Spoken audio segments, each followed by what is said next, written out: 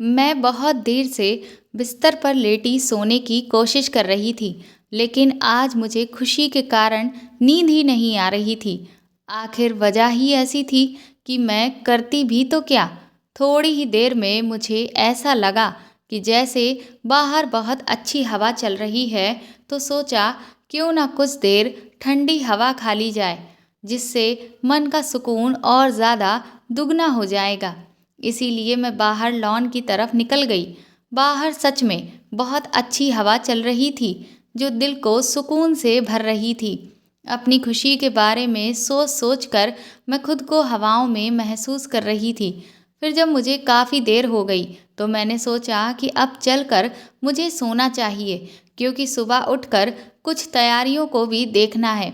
और फिर अगर पापा ने मुझे इतनी रात को अकेले यहाँ बाहर टहलते हुए देखा, तो हो सकता है कि वह भी परेशान हो जाएं।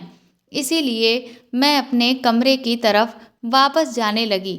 मैं अपनी ही मनमौजी में चलती हुई कमरे की तरफ जा ही रही थी कि तभी मुझे ऐसा लगा कि जैसे मैंने किसी को देखा, जिससे मेरे कदम वापस पीछे की तरफ आए। और मैं सोचने लगी कि क्या ये मेरा वहम था या सच में कोई अभी इधर से निकल कर गया। वापस लौटने पर जब मैं यहाँ वहाँ देखने लगी, तो मुझे वहाँ कोई भी नज़र नहीं आया। फिर मुझे लगा कि शायद मुझे कोई गलतफहमी हुई है, लेकिन तभी कुछ अजीब सी आवाज़ हुई, जिससे मेरे कदम अपनी जगह पर ठिठक गए। ध्यान से सुनने पर वह आवाज़ें मुझे पापा के कमरे से आती हुई सुनाई दे रही थीं। मुझे लगा कि शायद पापा आज अभी भी जाग रहे हैं, इसीलिए मेरे कदम खुद ब खुद पापा के कमरे की तरफ बढ़ गए। लेकिन उसके बाद मैंने अंदर का जो नज़ारा देखा, उससे तो मेरे होश ही उड़ चुके थे। अंदर मैंने पापा और मौसी को एक साथ देखा। उन दोनों को देखकर ऐसा लग रहा था जैसे वह ना जाने कितने बेताब हों, न जाने कब के तरसे हुए। उन्होंने सारी हदों को पार कर दिया था, और उन्हें मैंने जिस तरह से देखा था, उससे तो मेरे हाथ पैर ही जम गए थे।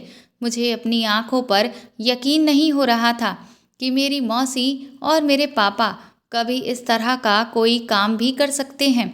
मैं जानती हूँ कि मुझे वह सब नहीं देखना चाहिए था, लेकिन जब अचानक से मैंने ये सब देखा, तो उससे मेरे शरीर के नीचे का हिस्सा पूरी तरह से जैसे सुन्न हो चुका था।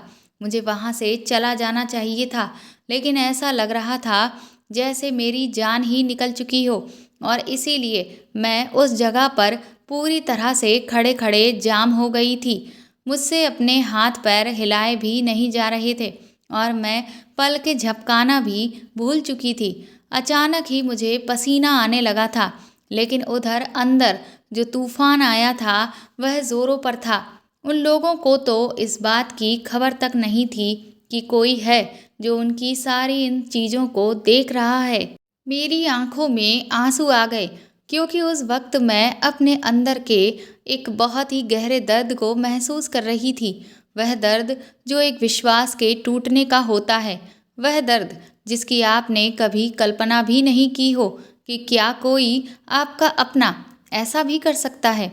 उन दोनों की उस तरह की आवाज़ें मेरे कानों में बुरी तरह से चुभ रही थीं। मेरे लिए अब बर्दाश्त करना बहुत ही मुश्किल हो गया था।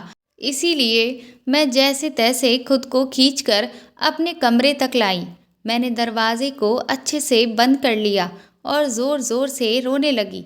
काफ़ी देर रोने के बाद जब मेरा दिल थोड़ा सा हल्का हुआ, तो मैंने अपने आप को समझाया कि मुझे फ़िलहाल इन सब चीज़ों से अपना दिमाग हटाना चाहिए। जब सुबह हुई, तो पूरे घर में तैयारी हो रही थी। रात की बात को लेकर मेरा मन बहुत ज़्यादा अपसेट था, लेकिन मैं करती भी तो क्या। खुद को समझाने के बावजूद भी मैं उस बात को भूल नहीं पा रही थी। मौसी तुरंत ही मेरे पास आईं और मुझे गले लगाकर बधाई देने लगी। दरअसल आज मेरा जन्मदिन है। मैंने बड़े ही बेमन से उन्हें गले लगाया। उसके बाद पापा मेरे लिए गिफ्ट लेकर आए।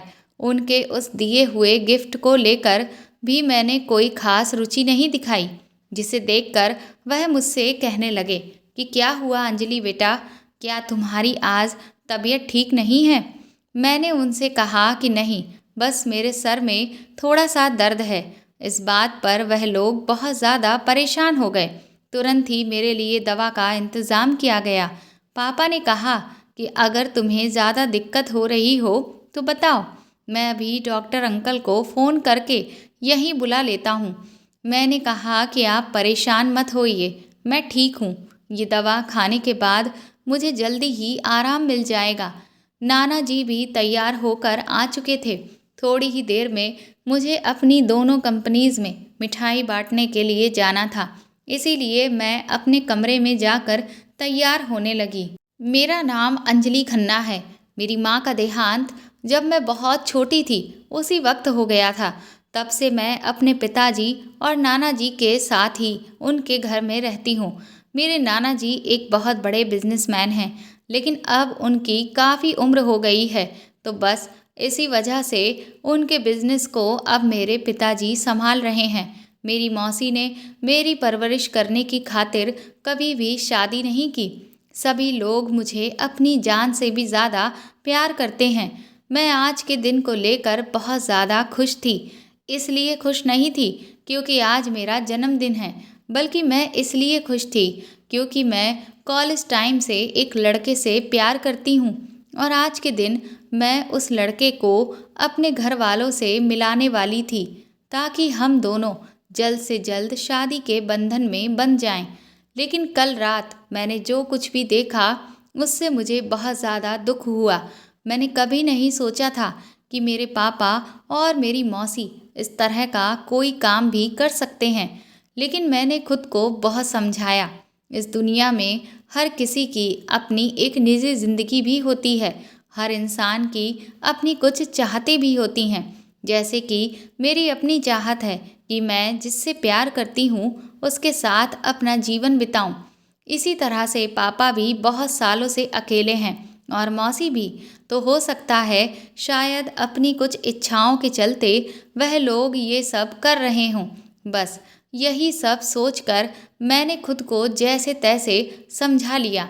लेकिन फिर भी जब भी मेरे मन में अपनी माँ को लेकर ख्याल आता तो मुझे बहुत बुरा लगता।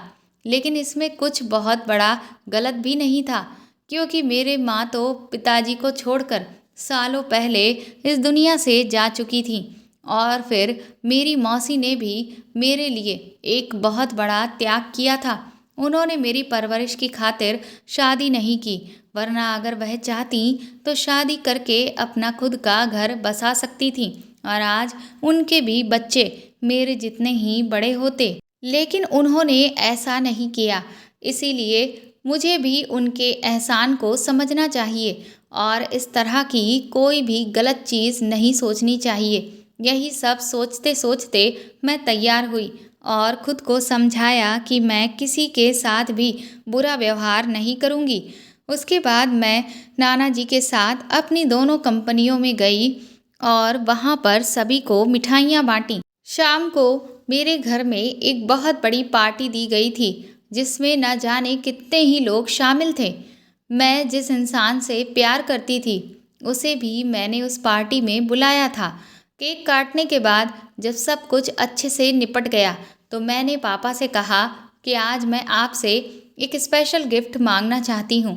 इस पर पापा ने कहा कि हाँ बेटा, तुम जो मांगोगी मैं तुम्हें वह दूंगा। मैंने कहा कि मैं शादी करना चाहती हूँ। इस बात पर घर में हर कोई हैरान रह गया। उसके बाद मैंने पापा को अपने प्यार यानी कि राहुल से मिलवाया।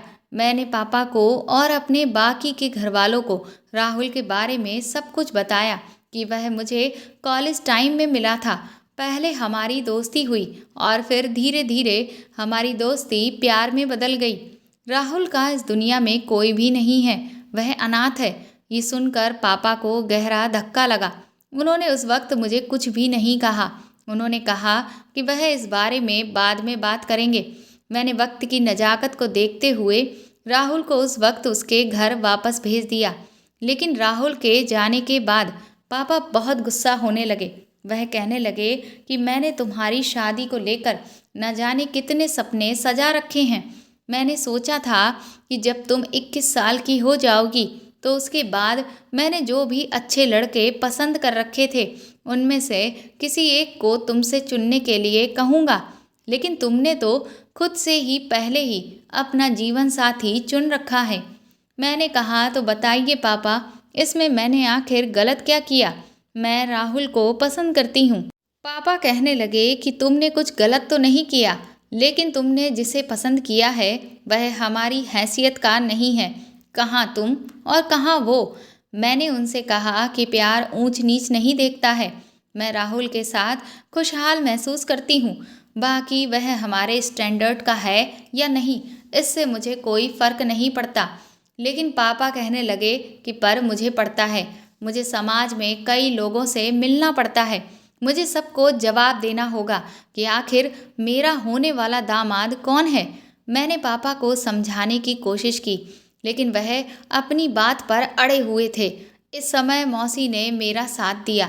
मौसी ने कहा कि जब अंजलि की खुशी उस लड़के के साथ ही है तो हमें भी उसकी पसंद को दिल से स्वीकार करना चाहिए। मौसी के मुंह से ये बात सुनकर मैं हैरान रह गई थी। मुझे लगा था कि शायद वह पापा का ही साथ देंगी, लेकिन ऐसा नहीं था। जब मौसी ने मेरा साथ दिया तो नाना जी ने भी मेरे पक्ष में ही पापा से बात की उस वक्त। लेकिन पापा ने फिर कुछ भी नहीं कहा और वह खामोश होकर वापस अपने कमरे में चले गए। इस सब से मैं बहुत ज़्यादा दुखी थी।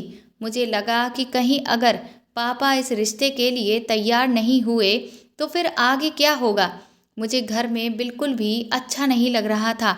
इसीलिए मैं उस जगह पर चली गई जहाँ मैं हमेशा तब जाती हूँ जब मेरा मन हद से ज़्यादा उदास होता है, और वह जगह और कोई नहीं, मेरी माँ की समाधि है।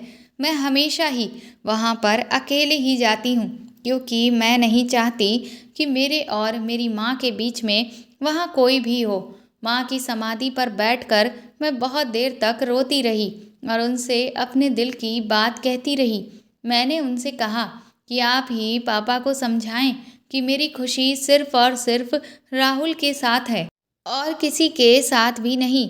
मुझे रुपए पैसे नहीं चाहिए, बल्कि सुकून चाहिए। वह मुझे राहुल के साथ ही मिलता है। काफ़ी देर अपना दिल हल्का करने के बाद मैंने देखा कि रात काफ़ी हो गई थी, इसलिए सोचा कि अब मुझे घर चलना चाहिए, वरना कहीं ऐसा ना हो कि घर वाले परेशान हो जाएं। वैसे भी पापा मुझे जल्दी कहीं भी अकेले जाने नहीं देते।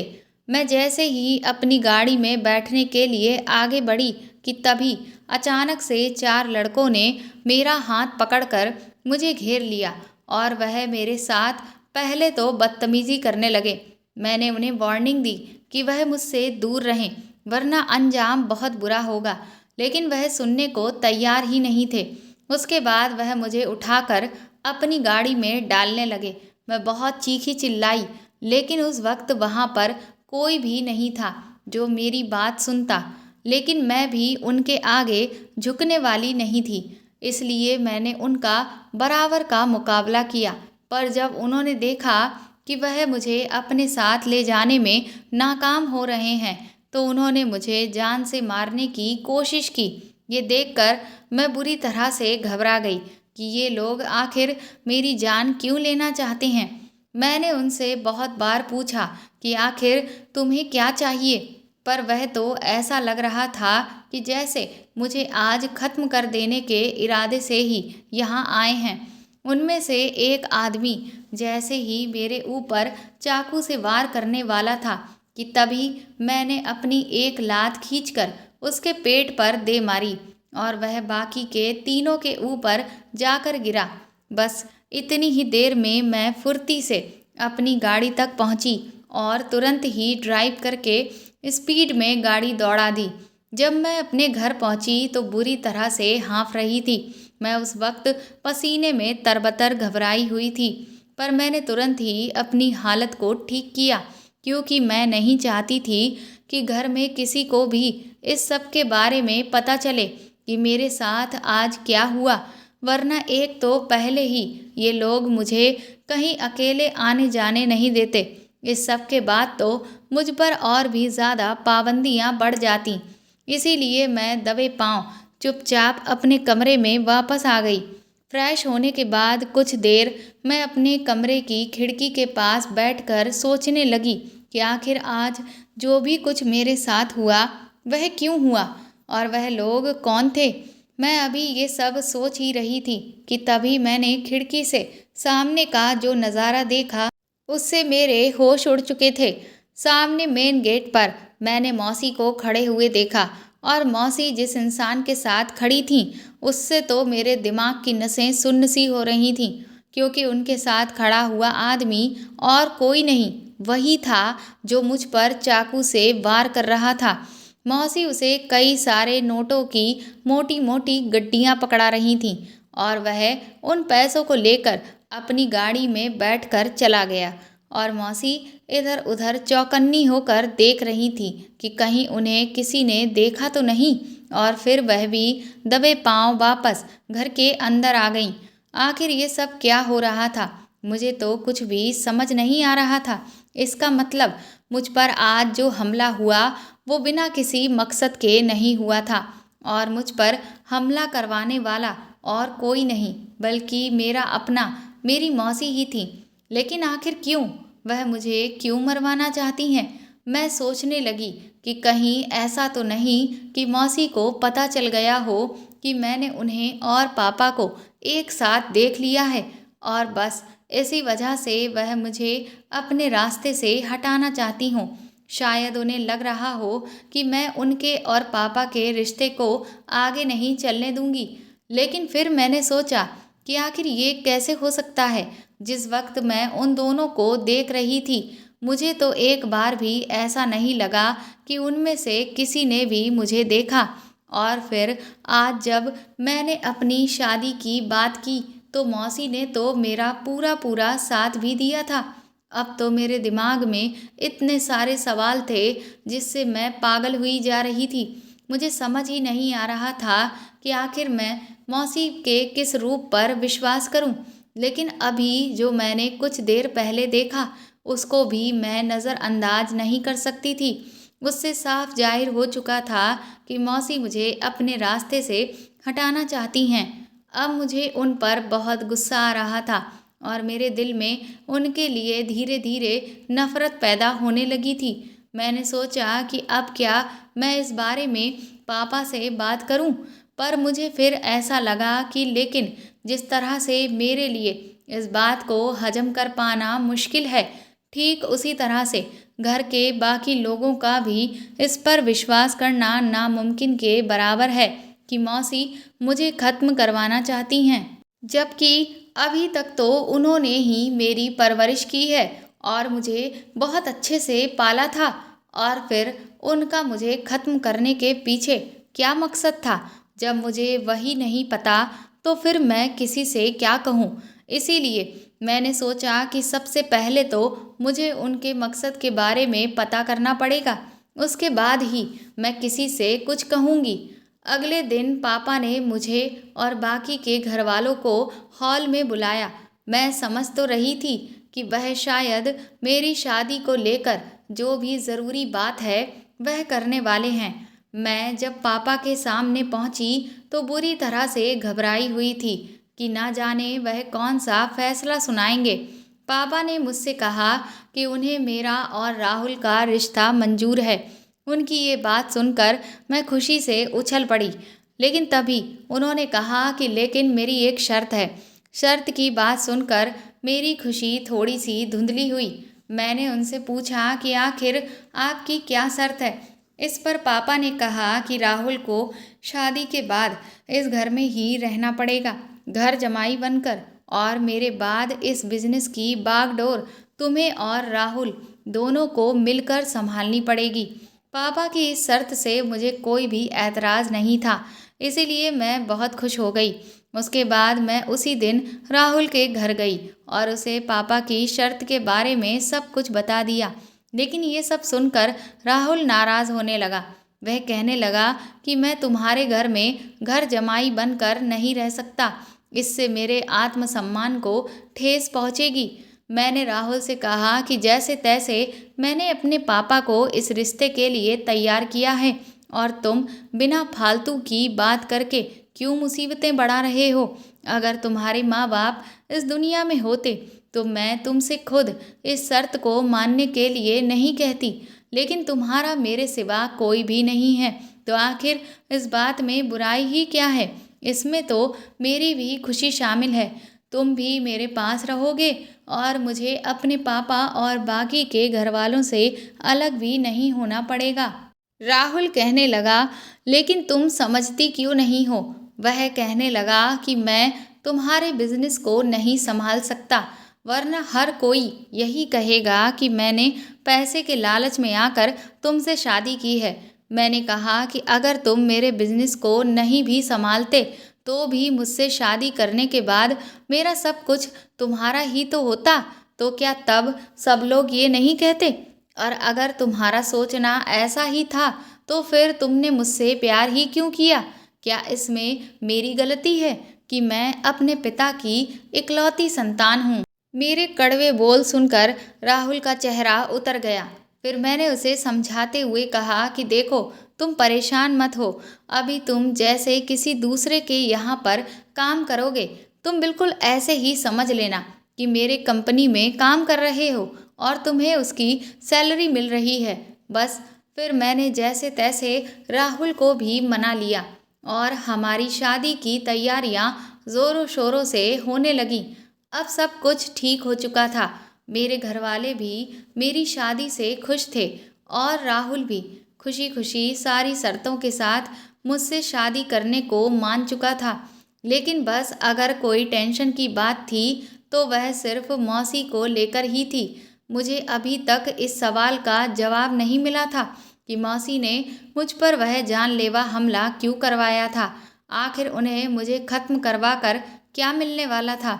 मैंने अब तक इस बारे में राहुल को भी कुछ भी नहीं बताया था, क्योंकि मैं नहीं चाहती थी कि वह मेरे घर वालों के बारे में कुछ भी गलत सोचे। क्योंकि अब तक तो मैंने उसे यही बताया था कि मेरा परिवार मुझे बहुत चाहता है और मेरे परिवार ने मेरी खातिर बहुत सारे त्याग किए हैं। खैर, मेरी और राहुल की शादी धूमधाम से हो गई और हम दोनों हनीमून पर विदेश घूमकर वापस भी आ गए। सब कुछ बहुत अच्छा चल रहा था। मैं घर में रहकर बोर हो जाती थी, इसीलिए मैंने पापा के आगे इच्छा जाहिर की कि मैं भी कंपनी को संभालना चाहती हूँ। लेकिन पापा ने मुझे ये कहकर मना कर दिया कि मैं इन सब चक्करों में ना पड़ूं और आराम से अपनी ज़िंदगी जीऊँ और अपने शौक़ों को पूरा करूँ। पर मेरे बहुत ज़्यादा ज़िद करने पर पापा ने कहा कि तुम महीने में एक दिन कंपनी का चक्कर लगा आया करना, बस इतना ही तुम्हारे लिए काफ़ी है। क्योंकि मैं नहीं चाहता कि मेरी बच्ची इन सब झंझटों में पड़े। पापा का प्यार देखकर कभी कभी मैं यही सोचती कि मैं कितनी ज़्यादा लकी हूँ जो मुझे इतना चाहने वाले पापा मिले हैं। एक दिन मैं अपने कमरे में बैठी थी। मुझे महीने वाली दिक्कत थी, तो इस वजह से मेरे पेट में काफ़ी दर्द हो रहा था।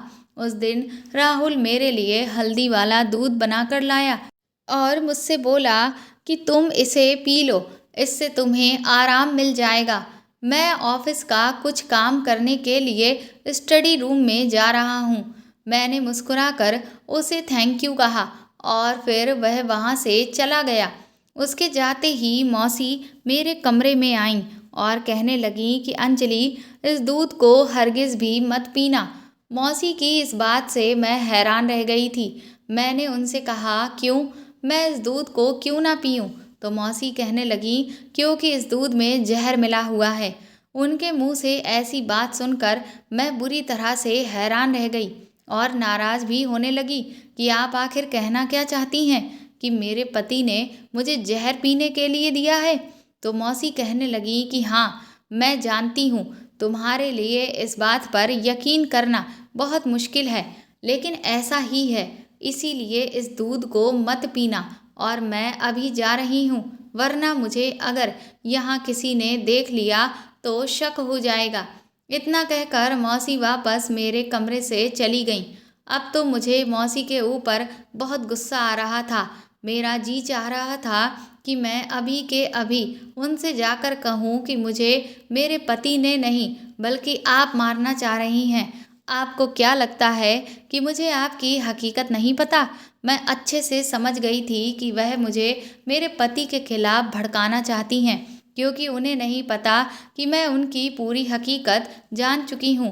मैंने उस दूध के गिलास को उठाया, लेकिन न जाने क्यों मेरी उस दूध को पीने की अब हिम्मत नहीं हो रही थी। फिर मुझे लगा कि इस बात की परख मुझे खुद से ही करनी चाहिए। इसीलिए मैंने उस दूध को मेरे घर में जो बिल्ली पली हुई थी उसे पीने के लिए दिया, और सच में मेरे उस वक्त होश उड़ गए जब उस दूध की 2 घूंट पीते ही वह बिल्ली वहीं खत्म हो गई। मुझे अभी तक यकीन नहीं हो रहा था कि मौसी ने जो कुछ भी कहा वह सच था। तो क्या इसका मतलब मेरा पति भी मेरी जान लेना चाहता था? अब तो मुझे समझ ही नहीं आ रहा था कि कौन सच बोल रहा है और कौन झूठ। मेरे दिमाग ने काम करना बंद कर दिया था। मैंने तुरंत ही उस बिल्ली को वहाँ से हटाया और सब कुछ ऐसा कर दिया जैसे कुछ भी नहीं हुआ है। पर मैं बुरी तरह से घबराई हुई थी। मुझे अपनी प्यारी बिल्ली को खो देने का दुख भी हो रहा था। उसने मेरे जीवन का मोल चुकाया था। मैं सोचने लगी कि आखिर राहुल मुझे क्यों मारना चाहेगा, जबकि मारना तो मुझे मौसी चाहती है। लेकिन अगर मौसी मुझे खत्म करना चाहती थी, तो फिर उन्होंने मुझे क्यों बताया कि दूध में जहर मिला हुआ है? लेकिन जब मैंने शांत दिमाग से सोचा तो मुझे लगा कि शायद मौसी मेरे और राहुल के रिश्ते को खराब करना चाहती हैं। इसीलिए हो सकता है उन्होंने ये चाल चली हो कि जब राहुल मेरे लिए दूध बनाकर तैयार कर रहा था तो उन्होंने चुपके से उस दूध में जहर मिला दिया, ताकि मुझे ये लगे कि वह दूध तो राहुल लेकर आया है, जबकि जहर उसमें मौसी ने मिलाया होगा, और खुद मेरे सामने से आकर मुझे ये कह दिया कि वह जहर वाला दूध मेरे लिए राहुल लेकर आया है, जिससे कि मैं मौसी को अपना शुभचिंतक समझूं और राहुल से अपना रिश्ता खत्म कर लूं। कुछ देर के बाद मौसी वापस मेरे कमरे में आईं और मेरे माथे को चूमते हुए बोली, मेरी बच्ची ठीक तो है ना? मुझे तेरी बहुत फिक्र हो रही थी। शुक्र है कि तूने मेरी बात मानते हुए उस दूध को नहीं पिया, वरना आज न जाने क्या हो जाता। वह तो सही रहा कि मैंने सही मौके पर राहुल को ये सब करते हुए देख लिया। मेरी बात मान, आज के बाद कभी भी राहुल की बात पर भरोसा मत करना। मैंने मौसी को तुरंत ही धक्का दिया। मैंने उनसे कहा कि आपको क्या लगता है कि आप मेरे सामने ये ड्रामा करेंगी और मैं आपकी बातों में आ जाऊंगी? मेरी इस हरकत से मौसी बुरी तरह से हैरान रह गईं। मैंने कहा, मुझे इस तरह से देखने की कोई ज़रूरत नहीं है, क्योंकि आपकी जो काली हकीकत है वह मैं अच्छे से जानती हूँ। आपको लग रहा है कि आप मुझे मेरे पति के खिलाफ भड़काकर उससे अलग करवा देंगी, जबकि आपका ये सपना कभी भी पूरा नहीं होगा। मैं जानती हूँ कि मुझे मेरा पति नहीं बल्कि आप मारना चाहती हैं। उस दूध में जहर भी आपने ही मिलाया था। इस पर मौसी कहने लगी कि तुम ऐसा सोच भी कैसे सकती हो? मैं सपने में भी तुम्हें नुकसान नहीं पहुंचा सकती।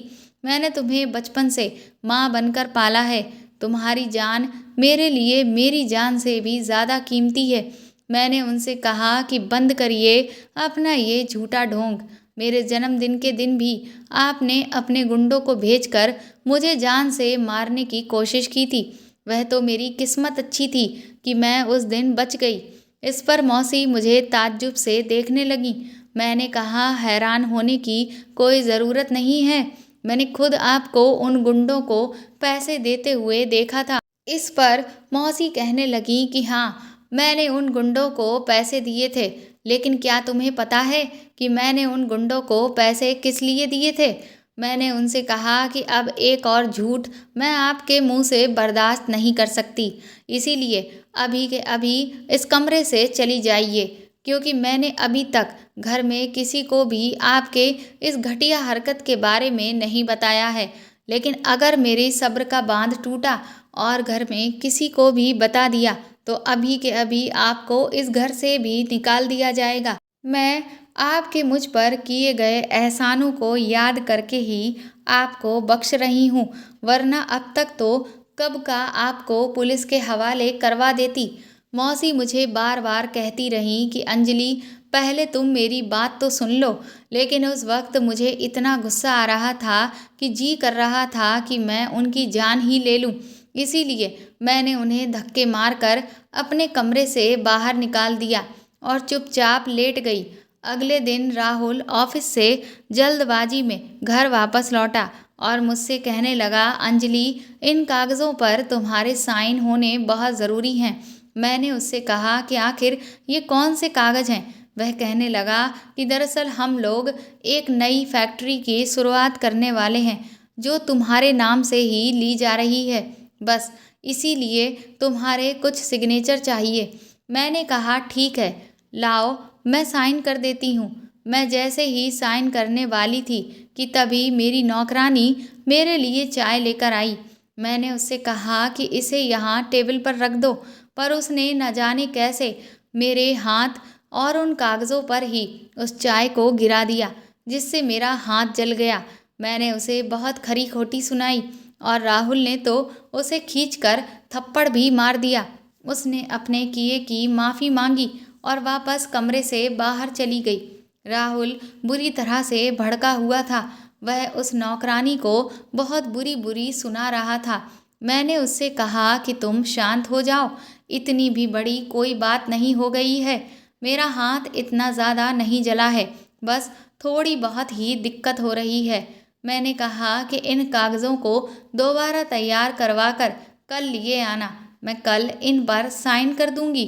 इसके बाद राहुल वहाँ से चला गया। मैं अपने हाथ पर बरनॉल लगाने के लिए किचन की तरफ गई, क्योंकि मेडिकल किट वहीं पर रखी रहती थी।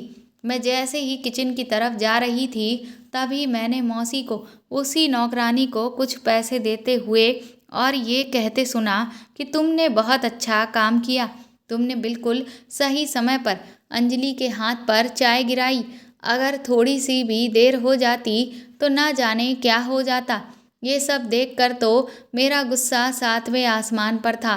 मौसी की हरकतें दिन ब दिन बढ़ती ही चली जा रही थीं। मुझे समझ नहीं आ रहा था कि आखिर वो चाह क्या रही हैं। मुझसे रहा नहीं गया और मैं गुस्से में तिलमिलाती हुई, दांत पीसती हुई उनके पास पहुंची और उन्हें घसीटकर सामने के स्टोर रूम में ले गई।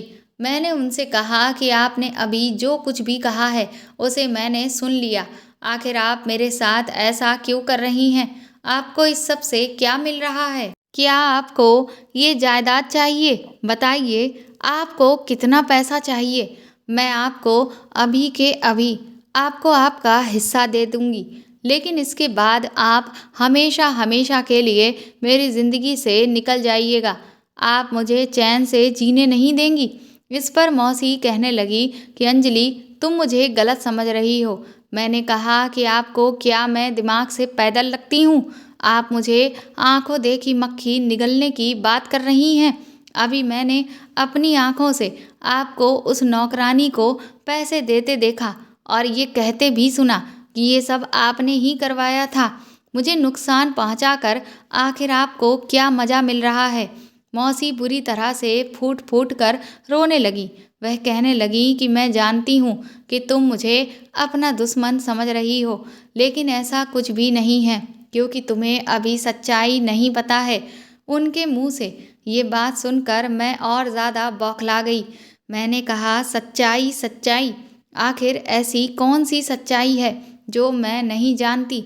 इस पर मौसी ने कहा, ठीक है, मुझे लगता है कि आज वह वक्त आ चुका है जब मुझे आज तुझे सब कुछ सच सच बताना ही होगा।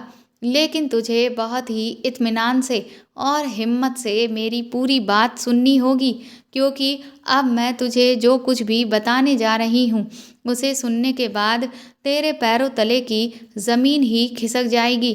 इसके बाद सच में मौसी ने मुझे जो कुछ भी बताया उससे तो मेरे होश ही उड़ चुके थे।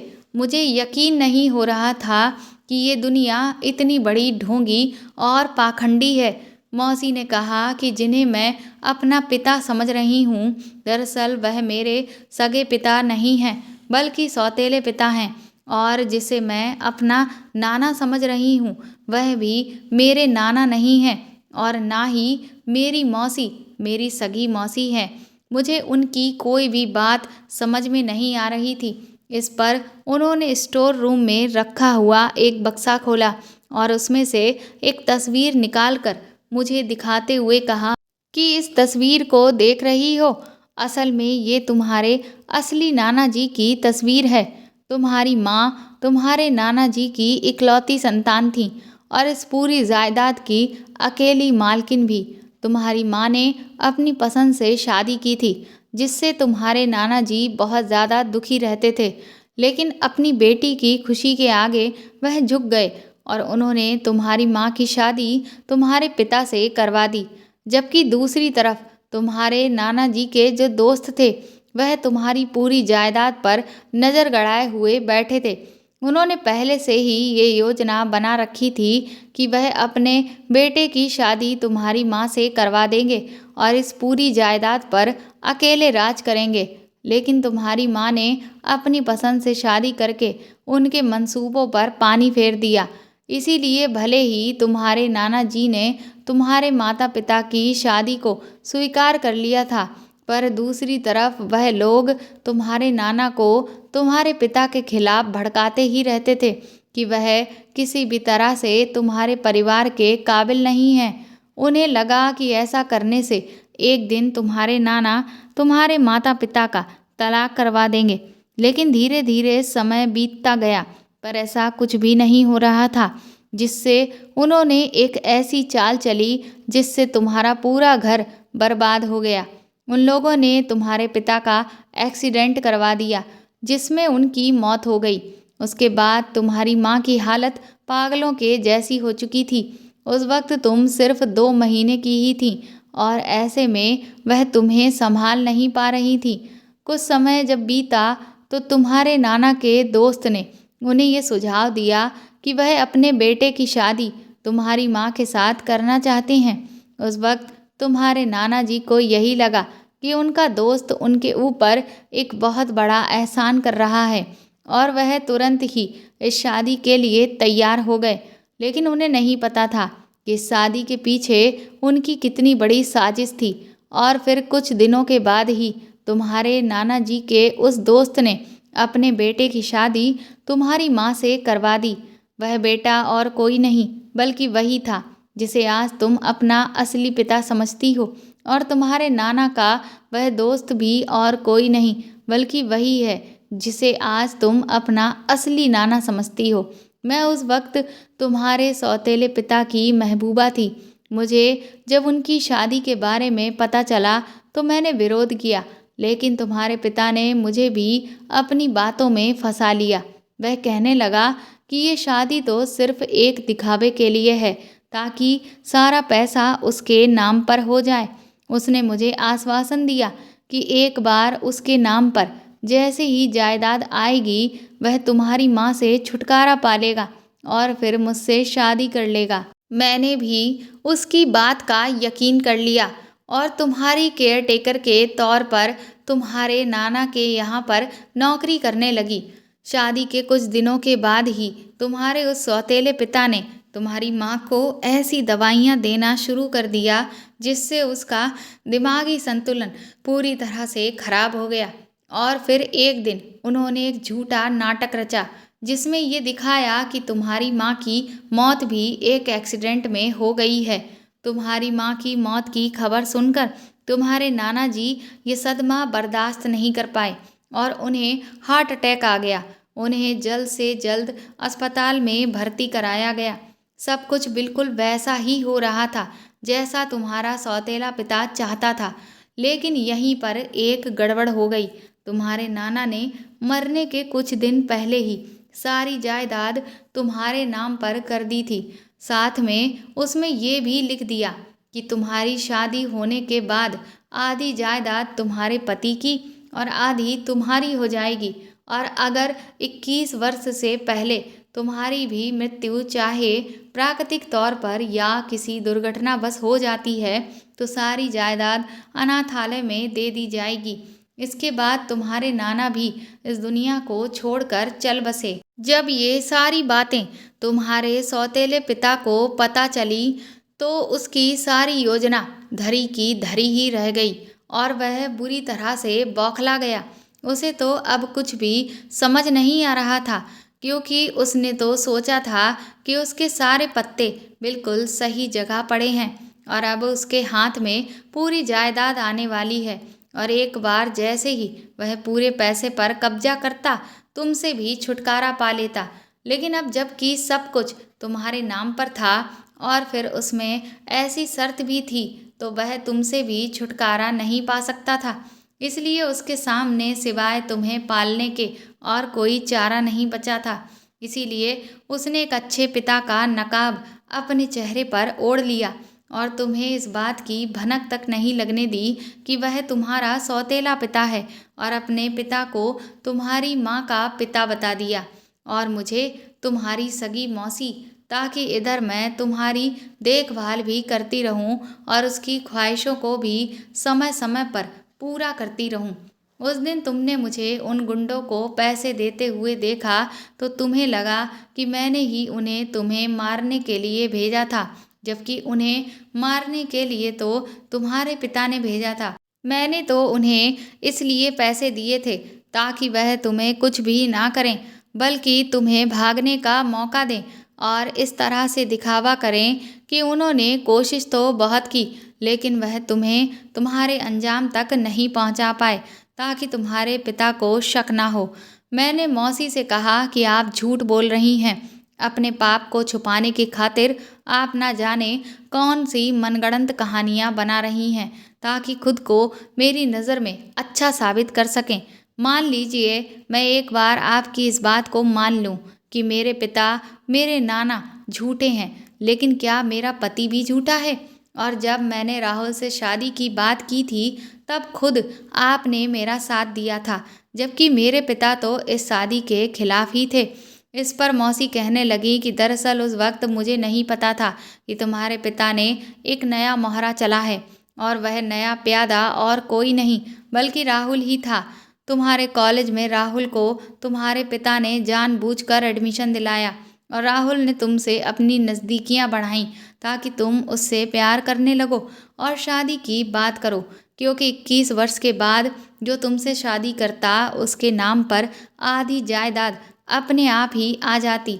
मुझे ये बात तुमसे जब राहुल की शादी हो गई उसके बाद ही पता चली कि राहुल और कोई नहीं बल्कि तुम्हारे सौतेले पिता की बहन का लड़का है। इसीलिए राहुल ने उस दिन तुम्हें जहर दिया, क्योंकि तब तक तुम 21 वर्ष की हो चुकी थी और जो आधी जायदाद तुम्हारे नाम पर है वह भी राहुल के नाम पर आ जाए। तुमने अभी जो कुछ भी देखा उसमें मुझे ही गुनहगार समझ रही हो, लेकिन मैंने जानबूझकर तुम्हारे हाथ पर चाय इसलिए गिरवाई थी क्योंकि अगर मैं ऐसा नहीं करती तो तुम उन पापियों के मंसूबों को अनजाने में पूरा कर देती। मैंने मौसी से कहा कि आखिर आप कहना क्या चाहती हैं, तो वह कहने लगी, दरअसल वह जो कागज़ राहुल लेकर आया था तुमसे साइन करवाने के लिए, वह किसी नई फैक्ट्री को शुरू करने के कागज़ नहीं थे बल्कि पावर ऑफ अटॉर्नी के कागज़ थे, जिस पर साइन करते ही सारी जायदाद अपने आप ही राहुल और तुम्हारे पिता के नाम पर ट्रांसफ़र हो जाती।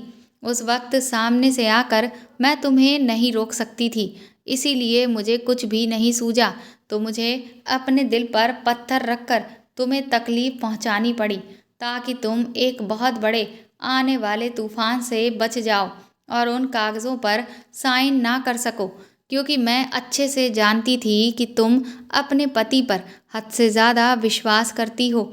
इसीलिए एक बार भी उन कागज़ों को पढ़कर साइन नहीं करोगी, बिना देखे ही उन पर सिग्नेचर कर दोगी और खुद अपने पैरों पर कुल्हाड़ी मार लोगी।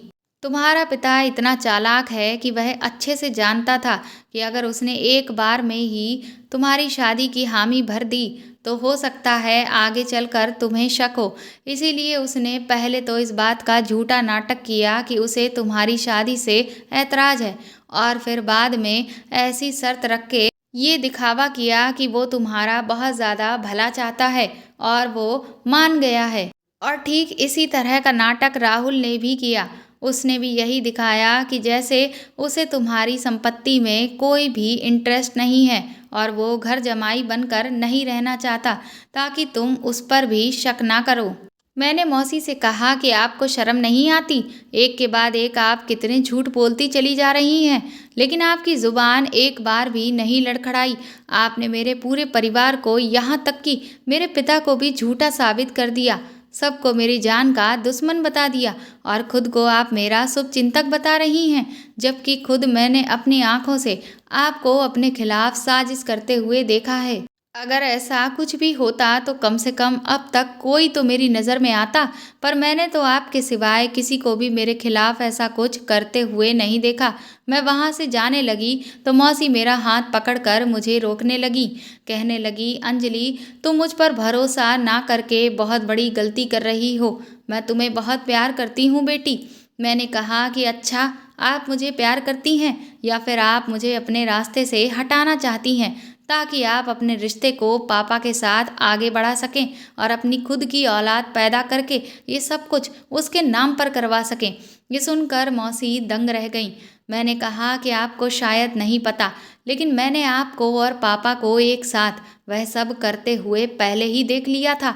लेकिन फिर भी मैं चुप रही, ये सोचकर कि आपने मुझ पर बहुत एहसान किए हैं, और फिर ये आपकी और पापा की निजी ज़िंदगी का मामला है, मुझे इसमें दखल नहीं देना चाहिए। लेकिन मुझे क्या पता था कि आप इतनी बड़ी लालची औरत निकलेंगी, जो दौलत की खातिर न सिर्फ रिश्तों को बदनाम कर रही है, बल्कि इस हद तक गिर चुकी है। मौसी कहने लगी कि तुम मुझे जो कहना चाहे कह सकती हो, लेकिन मैं सच कह रही हूँ। मैं तुम पर अपने जीते जी आँच भी नहीं आने दे सकती। मैंने कहा कि अचानक से आपको मुझसे इतनी हमदर्दी क्यों हो गई?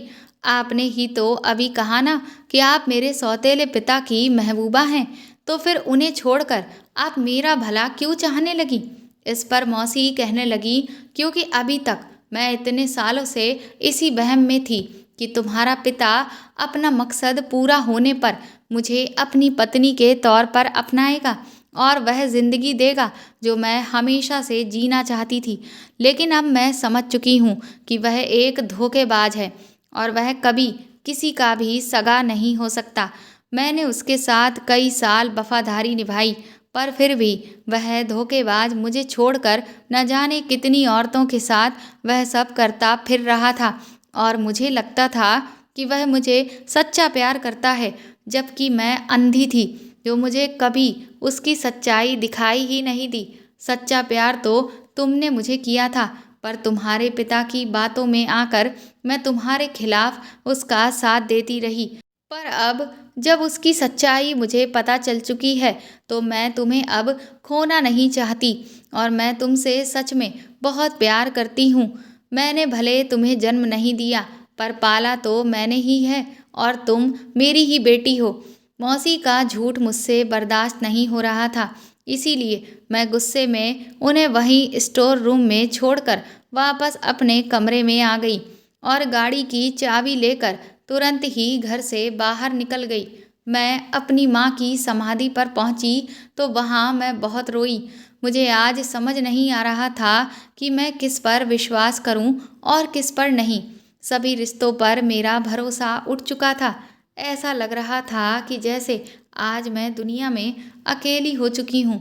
मैंने माँ से चिल्ला चिल्ला कर कहा कि आप जब इस दुनिया से गई तो मुझे भी अपने साथ लेकर क्यों नहीं चली गईं? मुझे क्यों छोड़कर गईं? काफ़ी देर अपने दर्द को माँ से बयां करने के बाद मैं वापस अपने घर लौट आई।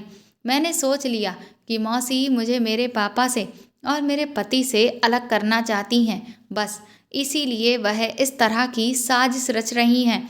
लेकिन अब मैं और ज़्यादा बर्दाश्त नहीं करूँगी। कल सुबह ही मैं पापा को मौसी की सारी सच्चाई बता दूँगी कि वह किस तरह से मुझे उनके खिलाफ भड़का रही हैं और उनका भी इस्तेमाल कर रही हैं, ताकि वह इस पूरी जायदाद पर कब्जा कर सकें। राहुल उस दिन ऑफिस के किसी काम से बाहर गए हुए थे, इसीलिए मैं उस दिन अकेली ही थी, तो मुझे काफ़ी देर से नींद ही नहीं आ रही थी। ऐसा लग रहा था कि अभी के अभी सुबह हो जाए और मैं सब कुछ जाकर अपने पापा को बता दूं और मौसी को धक्के देकर इस घर से निकलवा दूं। कोई इंसान इतना लालची कैसे हो सकता है? मुझे तो यकीन ही नहीं हो रहा था। यही सब सोचते सोचते न जाने कब मेरी आंख लग गई। अभी मैं गहरी नींद में सो ही रही थी कि तभी मुझे अचानक से ऐसा लगा कि जैसे किसी ने मेरे कमरे का दरवाज़ा बहुत ही धीरे से खोला। मैं चुपचाप सोने का नाटक करती रही और अचानक से गोलियों की तेज़ आवाज़ मेरे कमरे में गूंज गई। वह जो भी शख्स मेरे कमरे में आया था, उसने एक के बाद एक मुझ पर ताबड़तोड़ फायरिंग कर दी, जिससे मेरे पूरे बिस्तर के परखच्चे उड़ चुके थे। जब उसने सारी पिस्तौल की गोलियां मेरे सीने में उतार दी, तो उसने चैन की सांस ली। अपने माथे का पसीना पोंछने के बाद उसने ये तसल्ली करने के लिए कि मैं अब पूरी तरह से मर चुकी हूँ, कमरे की लाइट को जलाया। लेकिन लाइट को जलाते ही जब उसने बिस्तर पर नज़र डाली तो उसके होश उड़ चुके थे, क्योंकि उसे कहीं पर भी खून का एक भी छींटा नज़र नहीं आ रहा था, जिससे वह हैरान रह गया कि आखिर इतनी गोलियां लगने के बाद भी ये सब कैसे हो गया। तभी पर्दे के पीछे छुपे हुए सभी पुलिस वाले बाहर निकल आए और उन्होंने उस शख्स को रंगे हाथों कसकर दबोच लिया। उस इंसान के होश उड़ चुके थे। उसे अभी भी यकीन नहीं आ रहा था कि वह पकड़ा जा चुका है। इसके बाद मैं खुद अपने कपड़ों की अलमारी से बाहर निकल कर आई और जब उसने मुझे जिंदा पाया तो एक बार फिर से उसके ऊपर बिजली गिरी। उस वक्त न सिर्फ वह हैरान था, बल्कि मैं खुद भी दंग रह चुकी थी, क्योंकि मुझ पर गोली चलाने वाला शख्स और कोई नहीं, मेरे पिता ही थे। मैंने रो रो कर उनसे कहा कि आखिर आपने मेरे साथ ऐसा क्यों किया। इस पर वह कहने लगे कि अंजलि, तुम्हें गलतफहमी हो रही है। मैं यहाँ तुम्हें मारने नहीं आया था बेटा। मुझे तो तुम्हारे कमरे में कोई आता हुआ दिखाई दिया। मुझे लगा कि कोई तुम पर हमला करने वाला है। मैं तो बस तुम्हें बचाने के लिए आया था।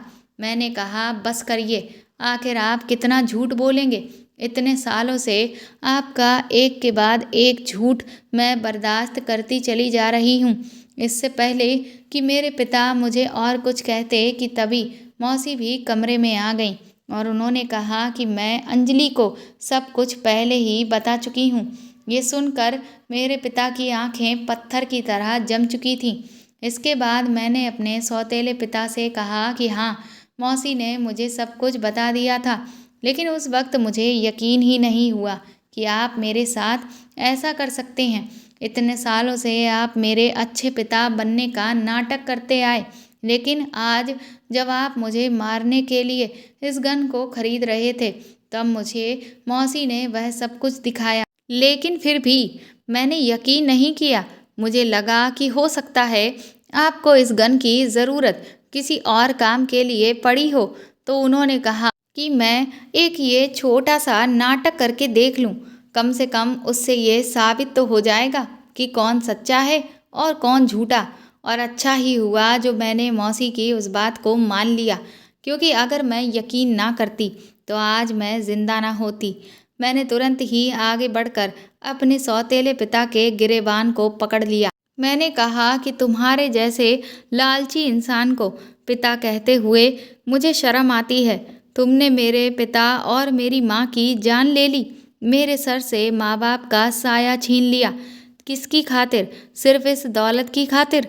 तुम्हारी वजह से मेरा पूरा बचपन एक अनाथ की तरह बीता, और तुम जिसे मैं अपना पिता समझ रही थी, तुम तो मेरे माँ बाप के हत्यारे थे। उसी वक्त राहुल भी कमरे में आ जाता है और ऐसे दिखाने लगता है जैसे वह इस सब से अनजान था। उसकी इस हरकत पर मैं उसके गाल पर खींचकर एक तमाचा मारती हूँ और उसकी पूरी सच्चाई उसके सामने खोल कर रख देती हूँ, जिससे वह हैरान रह जाता है। मेरे सौतेले पिता भी इस बात पर दंग थे कि मुझे राहुल की सच्चाई आखिर कैसे पता चली।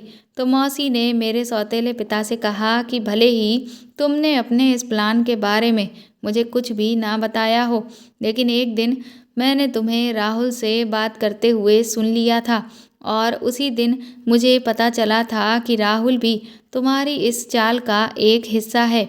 इसके बाद पुलिस मेरे सौतेले पिता, नाना और राहुल को पकड़कर ले गई। मेरे जीवन में अब कुछ भी नहीं बचा था। मुझे ऐसा लग रहा था कि काश मैं भी अपने माँ बाप के साथ ही इस दुनिया से चली जाती। इस सब के बाद मेरी हिम्मत पूरी तरह से जवाब दे चुकी थी। इसीलिए मैंने सोचा कि अब मैं भी जिंदा नहीं रहूंगी और मैंने जैसे ही खुद को ख़त्म करने के लिए कदम उठाया, तभी मौसी ने आकर मेरा हाथ रोक लिया। मैंने मौसी से कहा कि आप मुझे मर जाने दीजिए, क्योंकि मैं अब जीना नहीं चाहती। अब मेरे जीवन में कोई भी नहीं बचा। यहाँ तक कि मैं जिससे प्यार करती थी वह भी धोखेबाज निकला। इस पर मौसी ने कहा कि तुम्हें ऐसा लग रहा है कि तुम्हारे जीवन में कोई भी नहीं है, लेकिन तुम अकेली नहीं हो। तुम्हारे साथ मैं हूँ और तुम्हारी माँ है। उनके मुंह से ये बात सुनकर मैं दंग रह गई। मुझे समझ नहीं आ रहा था कि आखिर वह कहना क्या चाह रही है। इस पर मौसी ने कहा, हाँ अंजलि, मैं सच कह रही हूँ, तुम्हारी माँ अभी भी जिंदा है। दरअसल उस एक्सीडेंट में इन लोगों ने सिर्फ ये नाटक करके दिखाया था कि तुम्हारी माँ मर गई है, पर असल में तुम्हारी माँ मरी नहीं थी, बल्कि इन लोगों ने उसे पागल खाने में बंद करवा दिया था, ताकि अगर भविष्य में कभी ऐसी कोई ज़रूरत आन पड़े जिसमें उन्हें तुम्हें जायदाद की खातिर ब्लैकमेल करना पड़े, तो ये लोग तुम्हारी माँ का भी इस्तेमाल कर सकें। बस इसीलिए इन्होंने तुम्हारी माँ को जिंदा रखा। मौसी के मुंह से ये बात सुनकर मैं खुशी से फूली नहीं समा रही थी। मैं और मौसी उसी वक्त तुरंत ही पागल खाने गए और जब मैंने खुद अपनी आंखों से अपनी माँ को जिंदा देखा तो कुछ पल के लिए मैं अपने सारे गमों को भूल चुकी थी। थोड़ी बहुत फॉर्मेलिटीज़ करने के बाद मैं अपनी माँ को वापस अपने घर ले आई और मैंने उनका अच्छे से अच्छा इलाज करवाना शुरू करवा दिया था। इधर मैंने अपनी कंपनी की सारी जिम्मेदारियां भी खुद ही उठा ली थीं, जिसके बाद मुझे पता चला कि मेरे सौतेले पिता ने न जाने कितने करोड़ का घपला कर रखा था, जिससे हमारी कंपनी घाटे में चली गई थी। और शायद इसी वजह से मेरे पिता ने कभी भी मुझे ऑफिस नहीं आने दिया, क्योंकि अगर मैं रेगुलर ऑफिस आती तो मुझे उनकी सारी अय्यासियों के बारे में पता चल जाता जो वह मेरे नाना के पैसों से कर रहे थे। आज इस बात को 3 साल बीत चुके हैं और मैं अपनी कंपनी को एक ऊंचे पायदान पर लेकर आ गई हूँ। मेरी माँ पहले से काफ़ी हद तक बेहतर हो गई हैं, लेकिन जो कुछ भी उनके अतीत में उन पर बीता है उसके निशान आज भी उनके चेहरे पर दिखाई देते हैं, ठीक उसी तरह से जैसे मैं वह सब कभी नहीं भूल सकती। मौसी ने मुझसे कई बार कहा कि अब वह यहाँ से चली जाना चाहती हैं, लेकिन मैंने उन्हें रोक लिया, क्योंकि मेरे जीवन में वैसे ही मुझे प्यार करने वाला कोई नहीं है। और आज अगर मैं ज़िंदा हूँ और मेरी माँ मुझे वापस मिली है तो वह सिर्फ़ और सिर्फ उनकी वजह से ही। दोस्तों, आज के समय में बहुत से लोग ऐसे हो चुके हैं जो पैसे के लालच में अंधे होकर इंसानियत को पूरी तरह से भूल चुके हैं। लेकिन बुरे कर्मों का फल बुरा ही होता है, इसीलिए हमें कभी भी ऐसा काम नहीं करना चाहिए जिससे किसी की ज़िंदगी खराब हो, क्योंकि किसी को दुख पहुंचाकर और खुशियों को छीनकर आप कभी भी खुशहाल जीवन नहीं जी सकते। तो दोस्तों, आपको मेरे द्वारा लिखी हुई ये कहानी कैसी लगी कमेंट करके ज़रूर बताइएगा और प्लीज़ मेरे चैनल को सपोर्ट करें। इस कहानी को ज़्यादा से ज़्यादा शेयर और लाइक करें। साथ ही अगर आप चाहें तो मुझे सुपर थैंक्स भी खरीद कर दे सकते हैं। सुपर थैंक्स का ऑप्शन आपको इस वीडियो के नीचे दिए हुए सभी ऑप्शंस में दिखेगा, जो बिल्कुल ऐसा दिखता है जैसा कि हार्ट शेप में बना हुआ साइन है।